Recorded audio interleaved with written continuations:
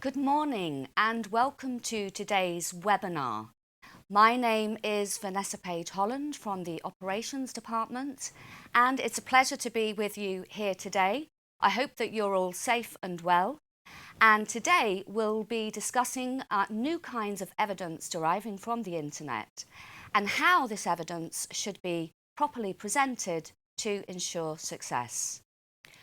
So, we all know the importance of evidence.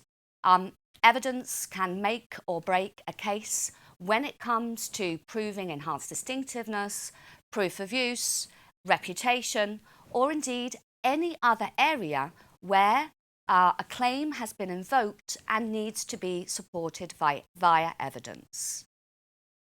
And as we know, traditional means of evidence are rapidly changing due to new technology.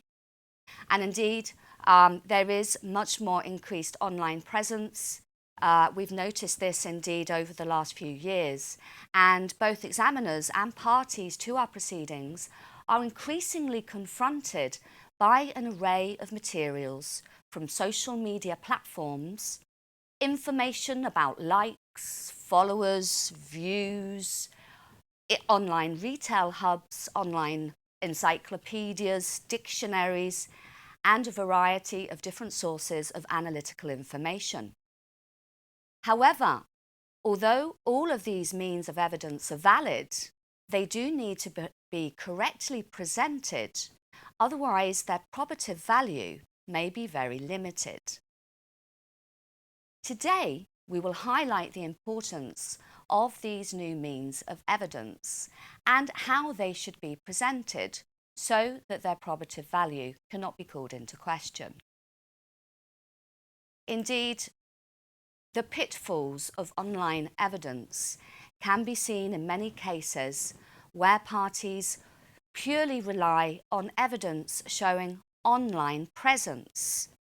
But unfortunately, there's an absence of information that could be shown, for example, information concerning transactions that have been made through the websites, and this information can indeed be gained from a variety of analytical tools, as I mentioned previously. Further, attempts to provide information about online advertising and exposure to a particular brand and its goods and services are often presented incomplete with no context. So it's not possible to see when the promotional activity took place, who viewed it, and whether or not we can really make any necessary links with the brand concerned and the goods and services.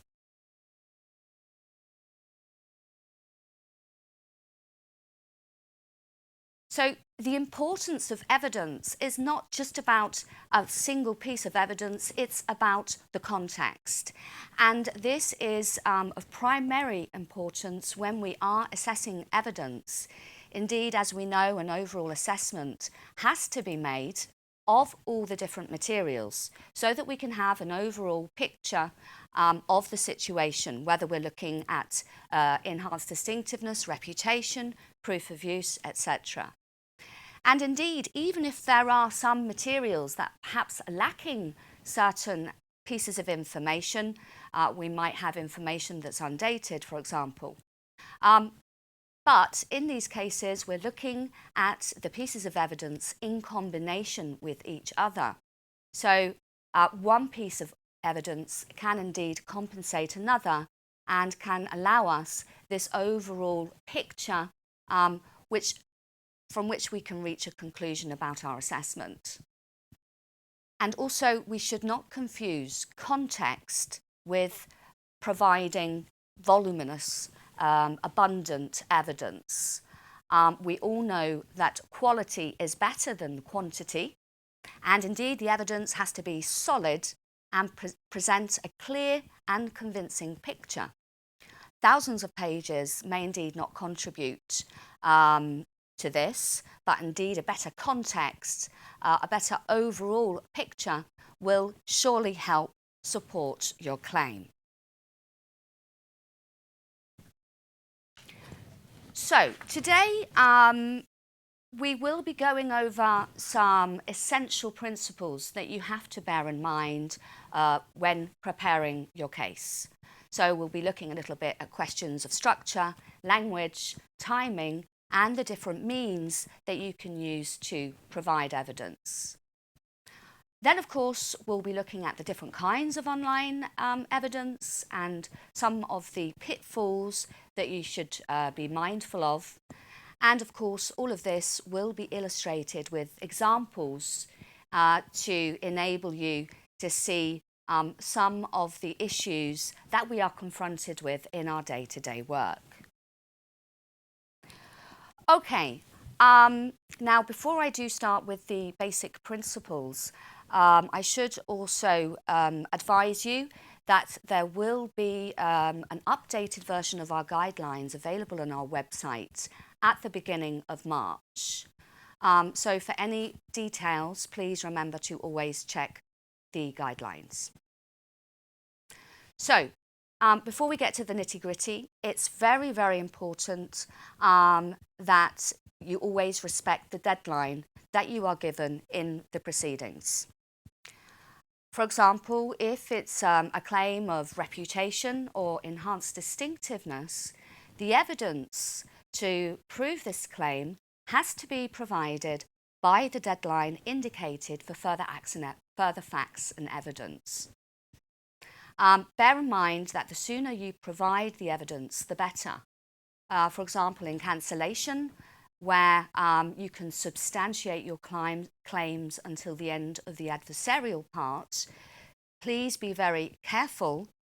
Time flies, as we know, and indeed, if the other party doesn't submit observations, you may have unwittingly missed your deadline. For Article 8.4 EUCMR claims, remember that this is a ground that has two legs. One is the provision of the relevant national law, and the other, obviously, evidence concerning the use requirement.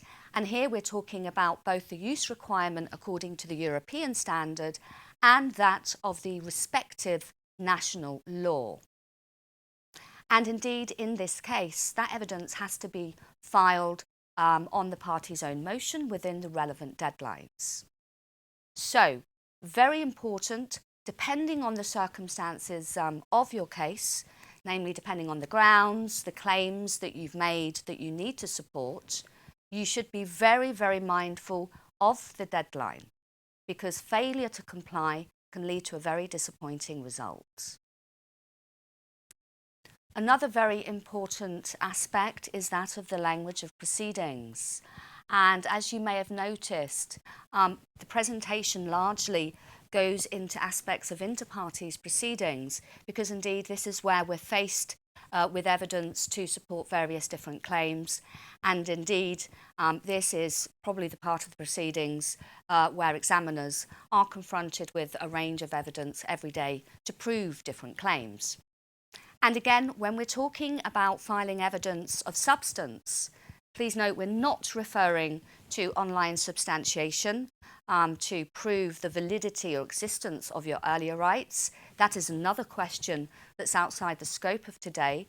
Today we're talking about the evidence to support a claim or a ground. And as you know, in inter-parties proceedings, for example, this evidence has to be in the language of proceedings.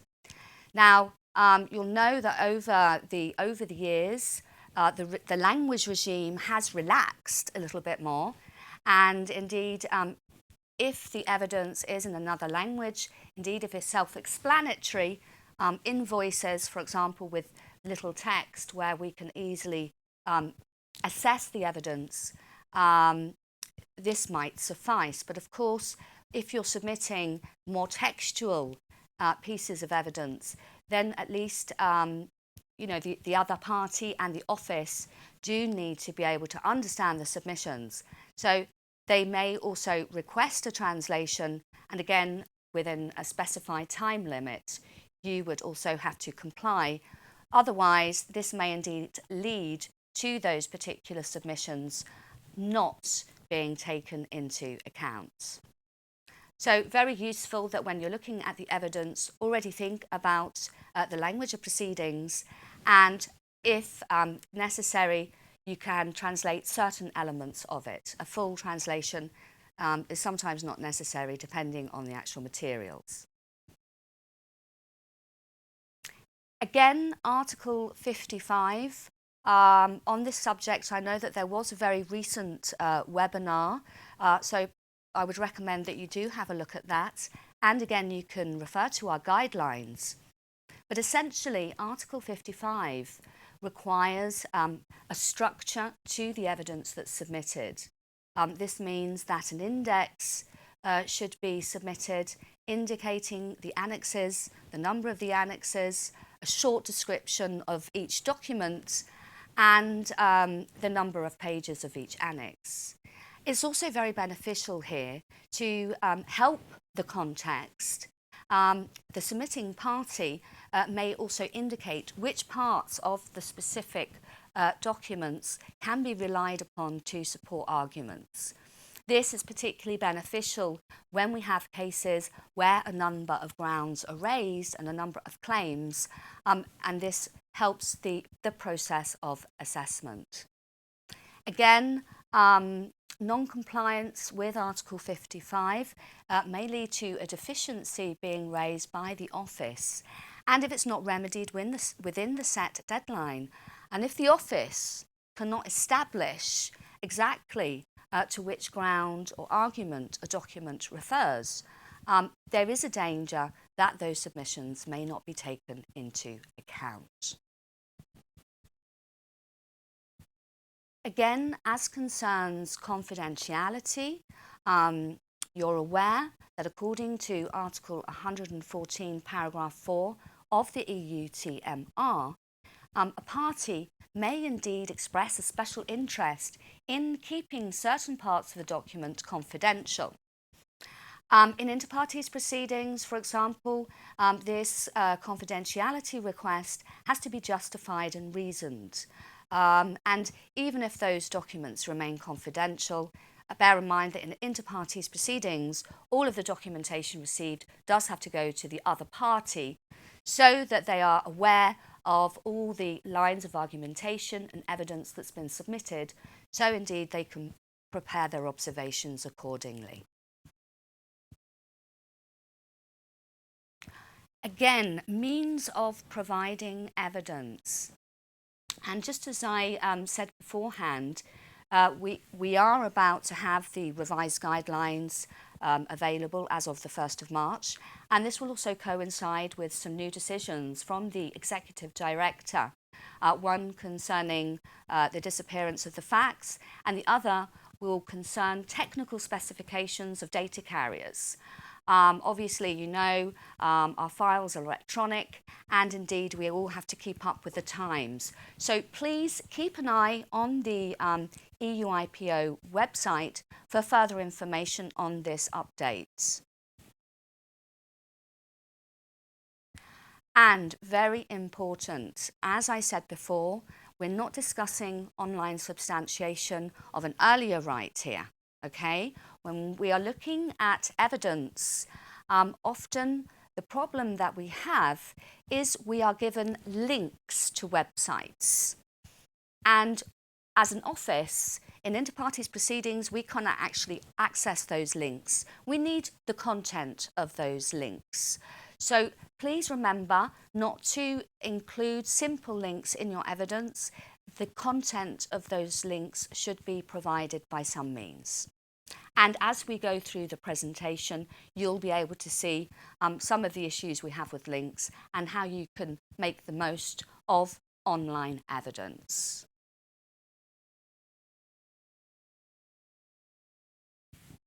And of course, again in inter partes, remember that we always need a copy of the evidence for the other party. Okay, so those were the basic principles that are common for evidence as a whole, whether it's online or not. But now let's get back onto the online evidence itself and the nitty-gritty. So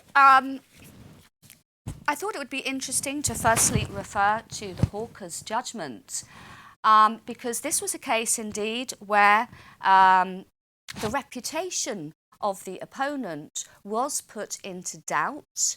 On one count, the fact that the mark had only been in use since 2013 made the other party assume that this was a very, very short time span and that reputation could not have been achieved in such a small time frame. However, the court did clarify that there is no requirement on the length of time, and indeed, as long as we do have this reputation before the filing date of the contested mark, this would be sufficient. So here we can see a paragraph from this judgment, and indeed it did clarify that a significant presence of the earlier mark on the internet, taking into account information about subscribers on social networks, visitors to blogs, all of these did indeed make online evidence an element that made it possible to establish whether or not there was any awareness, any knowledge of that trademark by the public concerned. Now, in this particular case, there was an array of different materials, not purely online materials, and here again,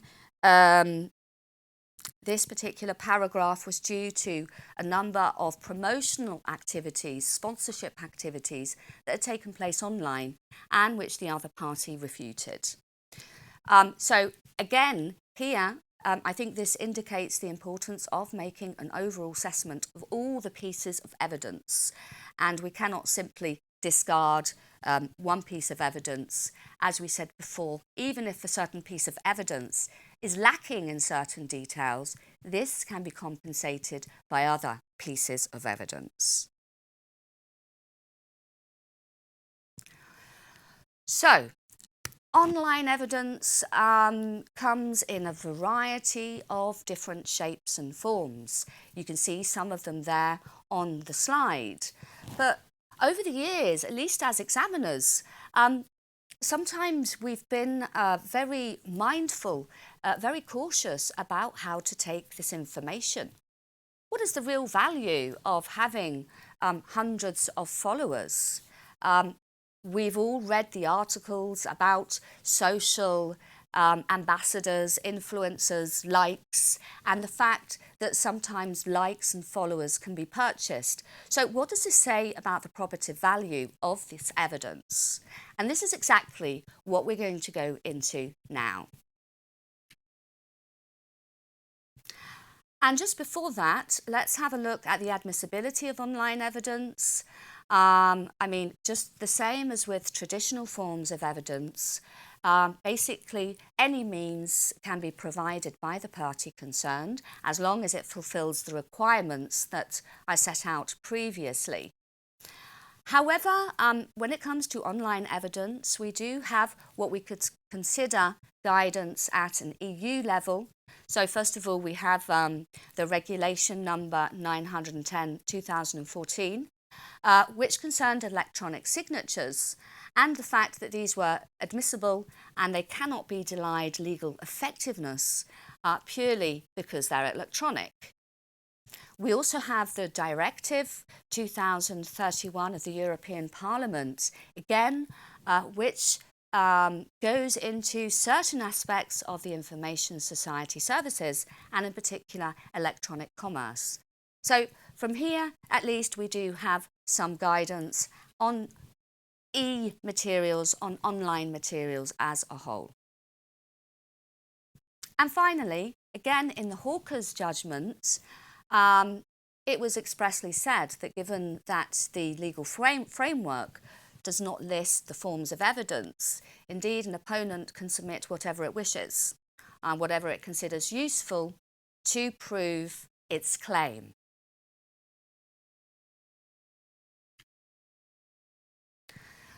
Okay, so having a look at the probative value and reliability, the Wayback Machine, for example, is a good example.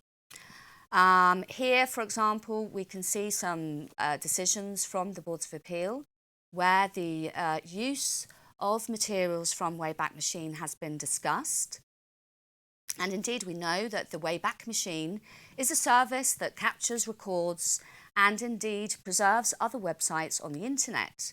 So you can go back in time and see a website, or at least portions of it. However, it's also widely known that sometimes the Wayback Machine doesn't capture everything. There's often blanked out pages, broken links, or pieces of information that are missing. So again, this is a kind of evidence that has to be treated with caution and has to be examined in conjunction with other pieces of evidence in order to really verify the probative value. If we have a look at one of the cases here that's mentioned, the Tula case, this was a case concerning proof of use, and indeed the findings of opposition division were endorsed by the Boards of Appeal as concerns the fact that the extent of use had not been proven.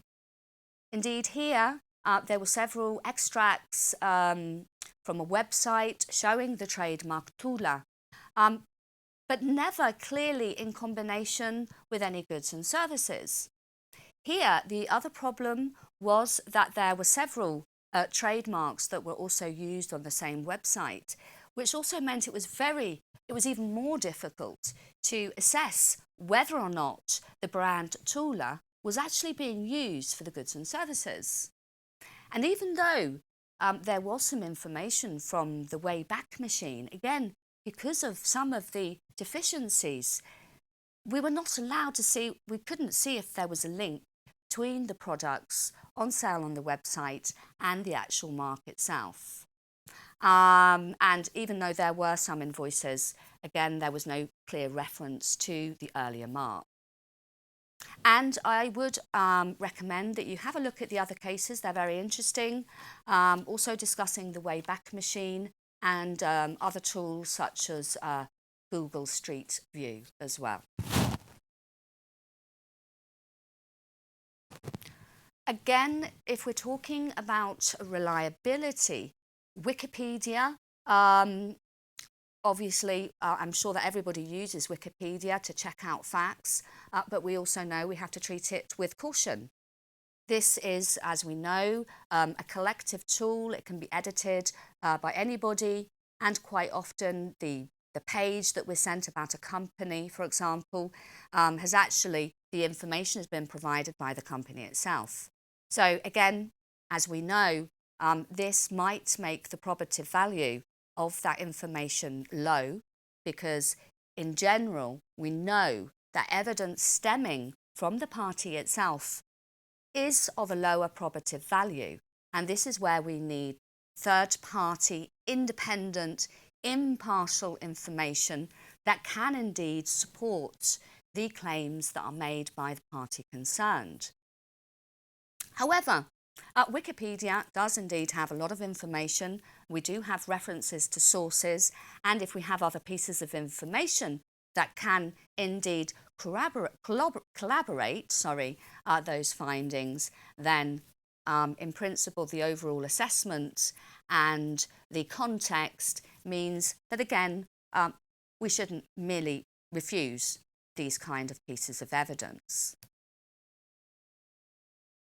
And as I said before, the question of likes, followers and views is sometimes very difficult. We've all seen the newspaper articles, the documentaries about these new social trendsetters, social media, and sometimes how the information may indeed be manipulated. But indeed, there are ways that we can come to very solid conclusions, and we'll have a look at that in a minute in the following examples. At the end of the day, it is all about the context, and this is crucial to proving your case. And again, I mean, if we're talking about online presence, the more independent, impartial information we have, the better. Right, okay. Online presence versus online interaction. So, as I said, as examiners, we are confronted quite often with evidence made up of a variety of different screenshots. As I said, sometimes these screenshots are incomplete. There's no date, nothing indicative of the territory, and even taking the evidence as a whole, we cannot draw any solid conclusions on whether or not there is any kind of use or reputation. So where we have a screenshot such as this showing some goods with a brand, this shows us that indeed those goods were offered for sale on a web, but what we don't know is whether there were any transactions. And if we're looking for some degree of awareness, recognition, enhanced distinctiveness, reputation, and so forth, that the documentation must prove that there has been an exposure that is significant enough to have raised the awareness. And this is where screenshots, extracts can be strengthened by submitting evidence that that specific website has indeed been visited, and more importantly, that there have been transactions for the relevant goods and services that have been made. And indeed, as I said, there are a lot of analytical tools that do allow you to find this information. Here, for example, I've made reference to Google Analytics. We'll be having a look at that in a bit more detail afterwards. You also have other means such as Alexa. This is something that we often see used in evidence by the parties, and of course information about a YouTube channel from the opponent where they can promote their goods, and indeed information about subscribers' views is also useful as an indication. And of course the promotional activities, the sponsorship, all of these different aspects can build up a very, very convincing picture. And indeed, we have to also bear in mind that online materials have perhaps led to more traditional or physical forms of evidence becoming rather obsolete. For example, if we're looking at the clothing industry, we know that many catalogues can only be found online. They're no longer printed and distributed. But again, those online catalogues, we can, if the information is presented, see the time frame that they were relevant, where they were looked at, what territory, and by how many people. So again, online evidence, we really do have to make the most of it.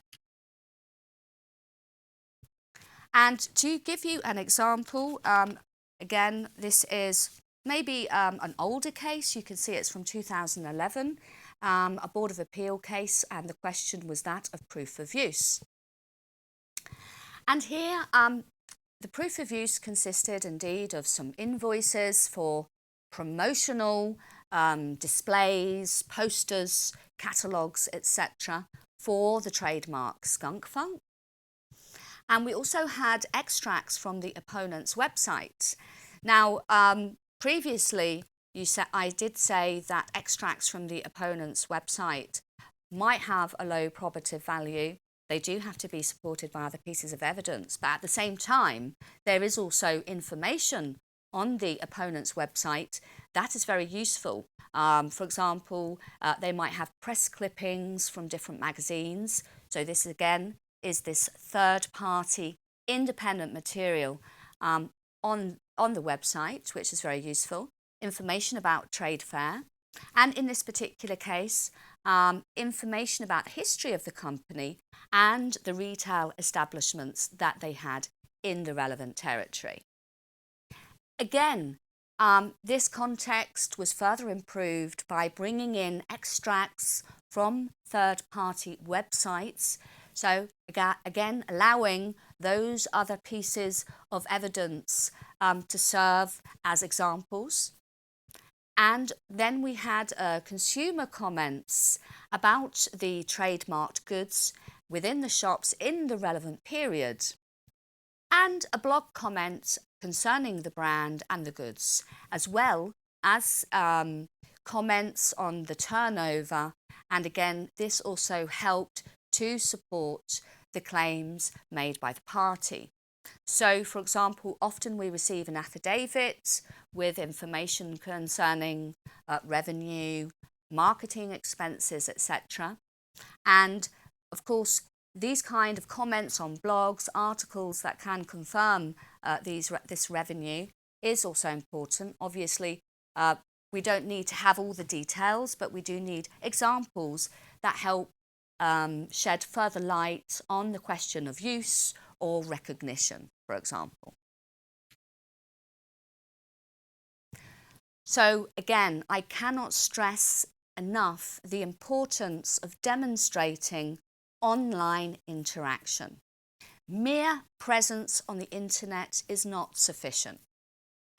And we would need to know, depending on the relevant territory, where that interaction took place. So we would need to know about the geographic distribution of the website visitors, the pages that were viewed, the duration of the visits, or indeed the transactions that took place.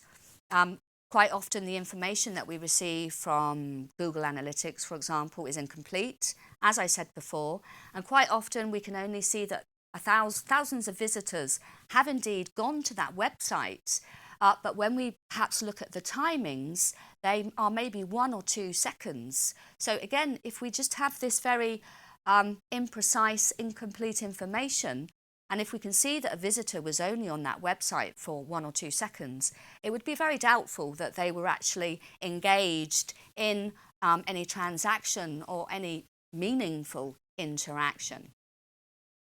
And here you do have an example, not just Google Analytics, but other tools that can be used indeed to help demonstrate this online interaction.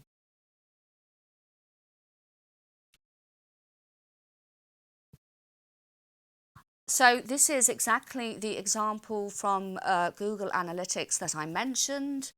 We have a graph and we have information about different countries. Here you can see it's not purely the European Union, but beyond.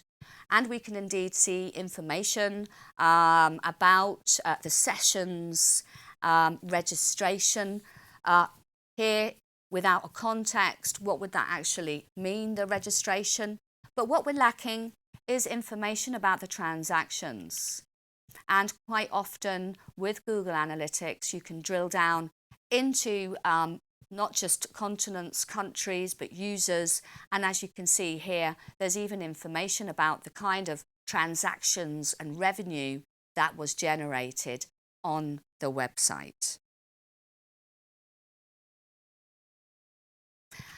Okay, so also one thing I wanted to just briefly mention when we were talking about Wikipedia, perhaps it's also worth making a mention to other kinds of online dictionaries and online tools that we often see from the parties as part of their evidence.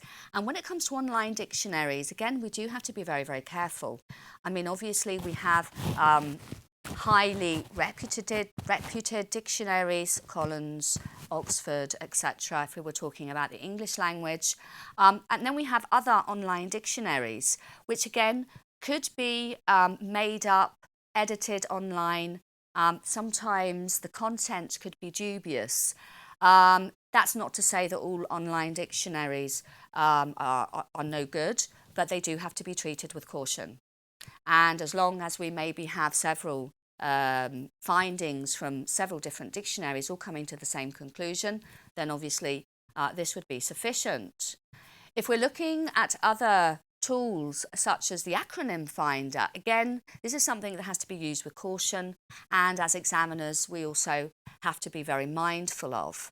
On one hand, one acronym can have many different definitions, depending maybe on the country, on the territory, or indeed on the field. So again, this is something that we have to use with caution. Going back to online evidence and more particularly promotional efforts, again, trying to give examples of advertising and promotional expenses seems to have been an aspect in the past, at least, where parties did have a problem in providing online evidence in this respect. But over the years, we have seen a great improvement. We know that there's paid search tools. I think Google AdWords is probably the most prevalent, whereby a company can obviously pay a search engine to advertise content.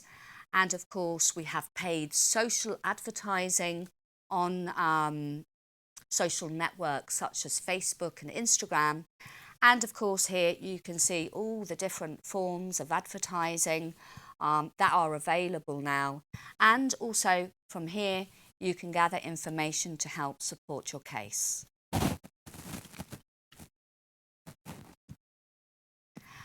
And of course, the possibilities are endless. Here we have examples of microblogging, photo sharing, video sharing. All of these are very useful to assess the promotional activities that have taken place for a brand and their goods and services, again, as long as the relevant information is in place. Okay, so without further ado, let's have a look at a real case where we can see how all the different online evidence was structured and presented. So here you have the decision from the opposition decision, which was also endorsed by the Boards of Appeal. And in this particular case, most of the evidence was online. So first of all, we had the typical screenshots from the brand's Instagram page and a graph showing the number of followers at the filing date of the contested trademark. Then we had a number of posts from Instagram from a variety of different celebrity influencers, the Kardashian sisters, for example, Vanessa Hudgens, Kylie Jenner, Dove Cameron, just to name some of them. In those posts, we could see those celebrity influencers displaying the brand and the goods, and all of this was within the relevant period. But as we know, influencers come in many shapes and forms as well. Some might be more famous than others. And here the question, perhaps of well-known facts, would also arise.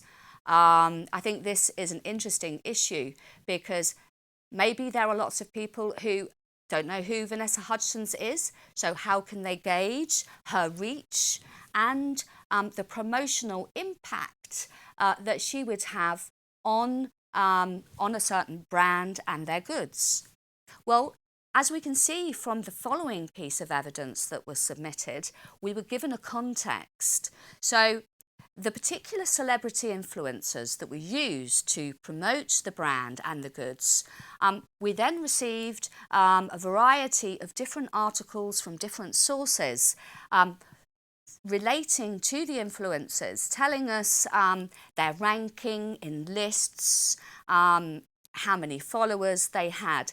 So this allowed somebody who had no idea perhaps who the influencers were to enable the degree of recognition that such promotion may achieve. And this was further supported by extracts on the audience demographics of those particular influencers. Again, information about the traffic on the website. As we've mentioned before, here we had a really complete picture of the kind of traffic, the time, the transactions, and even revenue that was generated from the e-commerce platform. And also other information from Facebook concerning advertising costs, etc., YouTube videos, and of course extracts from the mainstream press.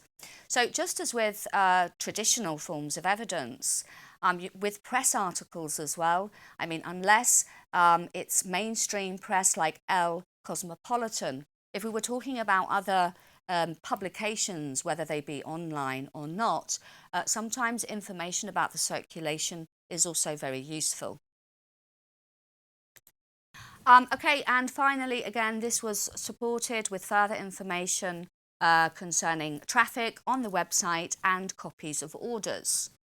So all in all, this is a very good example of how the file was put together, not just with the information about the brand, how they were promoting it, but more importantly, putting everything into context, giving us information about the influencers and their particular promotional reach.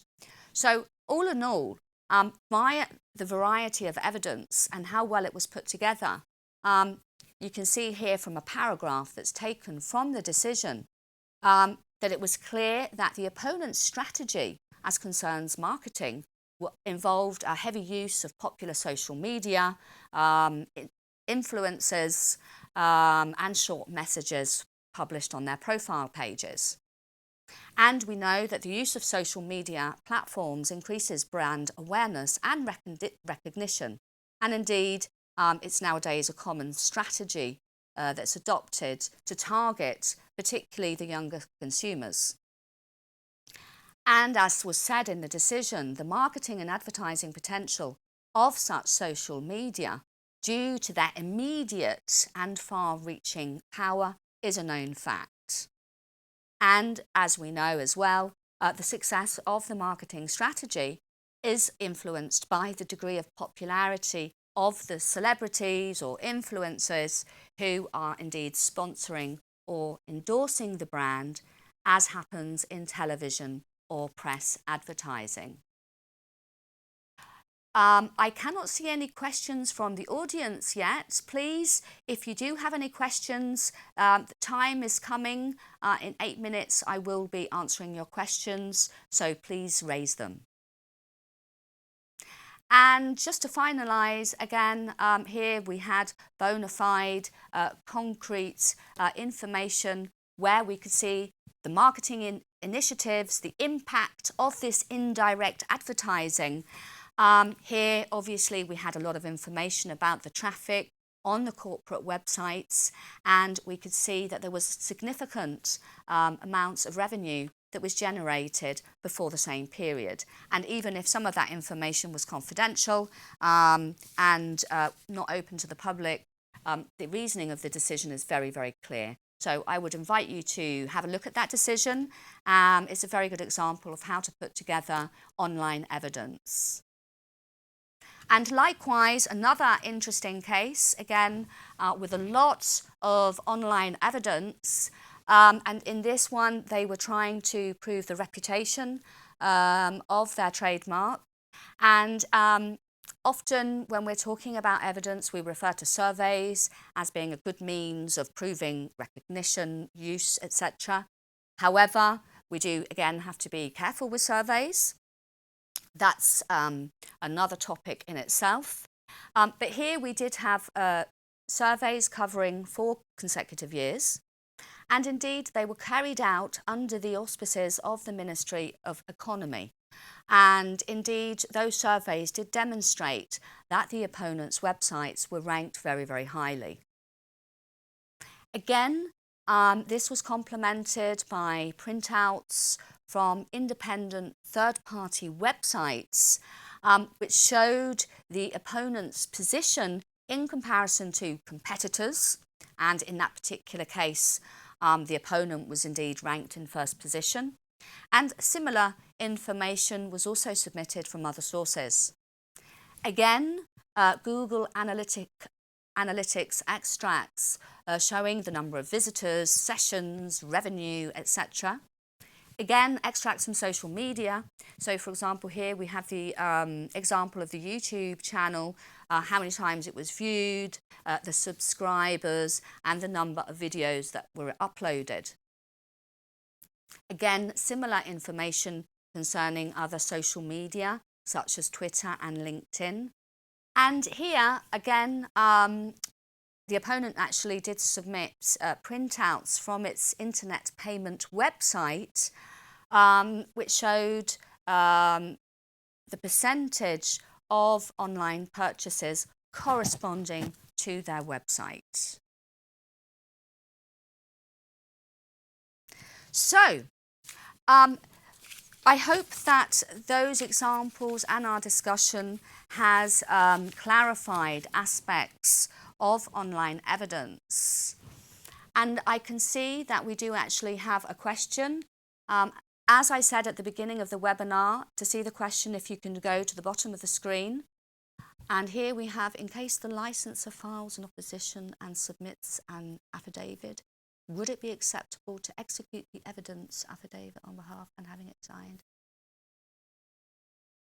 Well, of course, I mean, when we have affidavits, this is something that we did briefly touch upon in the presentation. And, you know, as long as the affidavit is supported by other documents which can help exemplify perhaps the revenue or the marketing expenditure, the affidavit together with the supporting documents can indeed be used.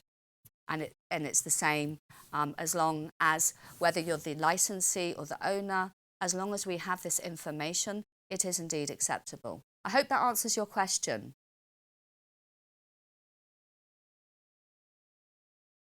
Okay, a question about the skunk funk case. Was the blog comments given any weight? Wouldn't it be dangerous to rely on blog comments to establish turnover values? Okay, remember what I said throughout, and this is context. And I mean, if we're talking about a single piece of evidence, of course, we can never take a single piece of evidence at face value. We always need other pieces of evidence to support those findings. And the blog comment was never relied upon per se. What it did was help support the contentions, in this case, of the opponent concerning its revenue. So the blog comment was just one aspect that helped contribute to the finding, that helped support the opponent's assertions. Okay, this is all about building up a convincing picture of use or reputation. So I hope that again answers your question. Please don't be shy. If you have any other questions, please go ahead.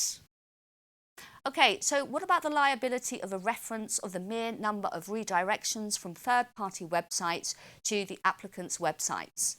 Again, I cannot stress enough, firstly, the importance and the pitfalls of references to a mere number of websites or redirections. We need more tangible information. Now, the question of redirections might be controversial. It depends what aspect we're looking at. If we're looking here at redirections in the context of proof of use or reputation, I mean, again, this is where it would depend on the evidence that's actually filed. I mean, of course, this has to be treated with great caution, as do many pieces of evidence in themselves. So again, we have to be careful. We've had controversial case law in the past. There might be redirections that are carried out for other purposes that perhaps are not fully legal. And I mean, in the past, we have had case law both on national level and on a European level. So again, to be treated with caution. And okay, what about the audience number of readers of famous newspapers such as The Guardian? And I did briefly touch upon this. And of course, the more mainstream the newspaper, the publication, whether it be in a traditional form or online, you know, the less onerous the burden on behalf of the party to prove the circulation. I mean, The Guardian is obviously, if we're talking about the UK edition, it wouldn't be very useful at the moment, given the evidence from the UK is going to be of a very limited value in proof of use cases, the further in time we go, obviously. And if we're looking at UK sources for reputation, we wouldn't accept it. So just to finish off that first question, If it's an article from a newspaper or magazine that is not nationwide, then you would be better to submit information about the circulation. And even if it's mainstream, it would also help to prove your case, particularly when we're talking about inter partes proceedings. Remember, you have the other party who's going to be submitting observations and refuting perhaps aspects of your evidence. So really, it's better to have everything covered from the beginning. Okay, regarding translations, no, we do not need a certified translation. What we need is just a translation into the language of proceedings, and it doesn't have to be certified as long as it's correct. I mean, as I said before, just simple translations of some aspects might suffice. It rather depends on what you're submitting. We don't need full extracts unless, of course, it's very pertinent. But basically, that translation can be done by anybody. It would only be if that translation was put into doubt by the other party or by the office, that there may be circumstances where a translation is requested. But this is not something that frequently comes up. I mean, as long as the translation is understandable and clear, that's fine. Printouts of screenshots do not have to be certified by a notary, no. What we do need is to make sure that those printouts do have relevant information, or that at least they can be assisted by other pieces of information. So, I mean, as long as we can perhaps see the date, the actual website itself, and we have information perhaps about any transactions, as I said, or any other supporting pieces of evidence, there's no need for a public notary to be involved. And another question. So in case we rely on the opponent's evidence or third-party evidence, do we need to substantiate license agreement or similar authorization of use of the mark by the third party? Can such evidence be prepared or have a later date of signing from the relevant date of use? Okay, I think that the guidelines, and again, I recommend that you do read the guidelines. Here we do discuss evidence that comes from a third party. As this evidence is submitted from the party itself, it could be a third party, a licensee who is selling those products, and indeed the fact that they then provide the invoices means that there is a consent to use. Again, if this is put into doubt by the other party, you might want to provide authorization, but this is outlined in our guidelines, and as long as it comes from you and we have, then obviously we can see that there is an implied consent. And if you do have an authorization which is after, that is not problematic, as long as it does refer to that evidence in particular. So again, we have a question here about demonstrating outward and public use. May it establish a link between the mark and any services which are advertised on the page? Well, yes. And I mean, this is what we have to be very careful about when we are providing the evidence. We do have to clearly make a link with the trademark and the particular goods and services.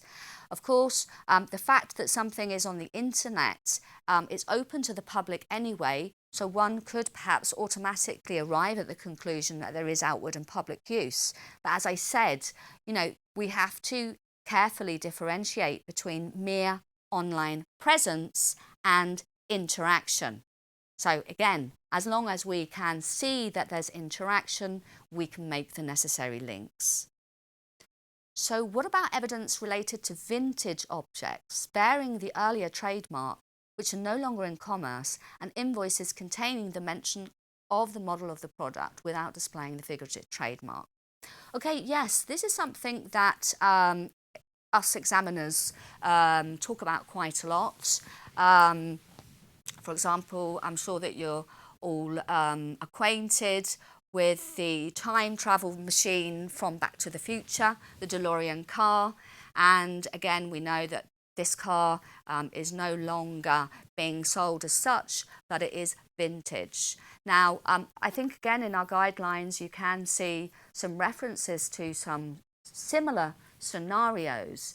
And again, if we're talking about vintage objects or second-hand goods, again, we have to be very careful because, as you say, would this really be enough to prove use? It would be very doubtful. Remember that the proof of use is a very fixed time frame, and there's a number of aspects in there that have to be tackled.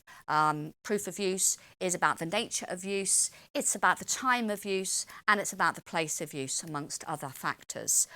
So again, if we're talking about second-hand goods or vintage goods, we do have to be very careful. And blockchain, how could this affect the presentation of evidence? Yeah, I think that this is a very valid question.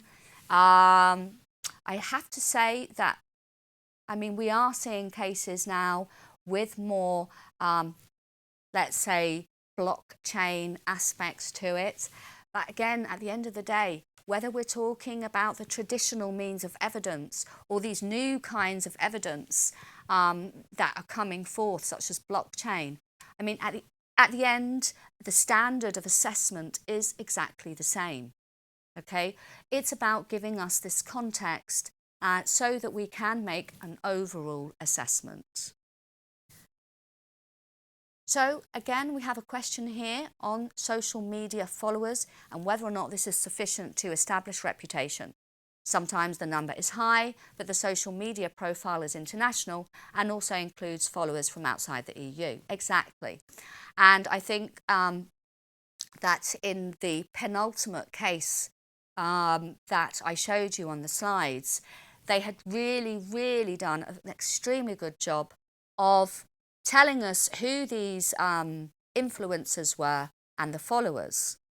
Now, again, this is where the information that's presented is paramount because we do have to see the geographical characteristics of the followers. If they are outside the EU, what impact would this have on the EU?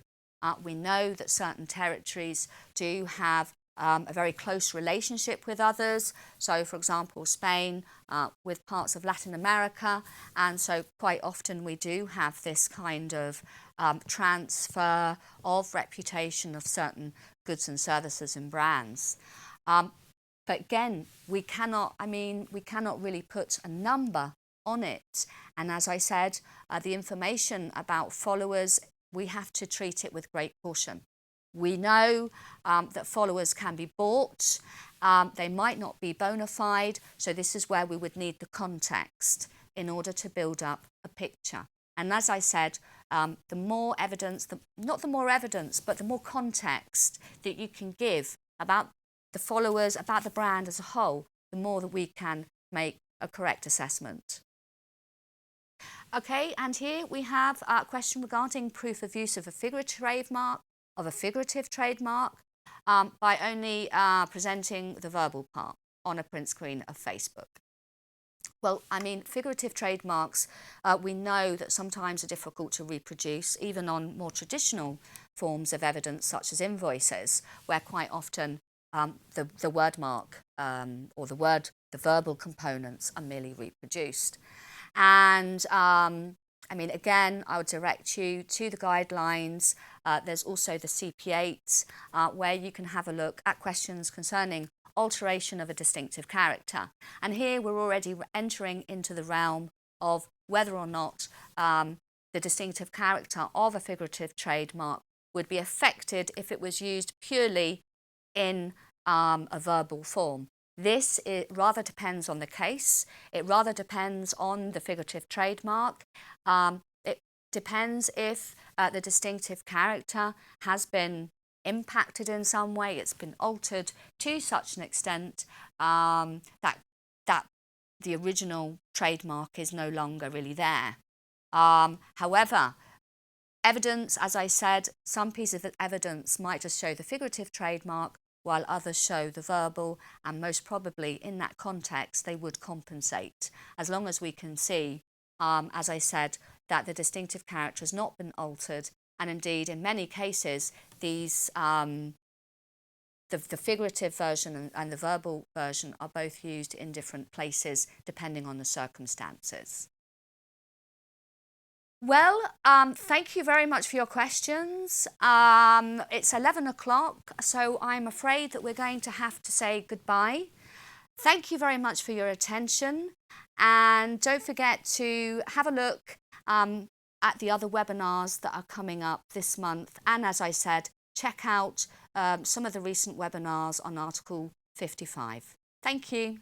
Bye.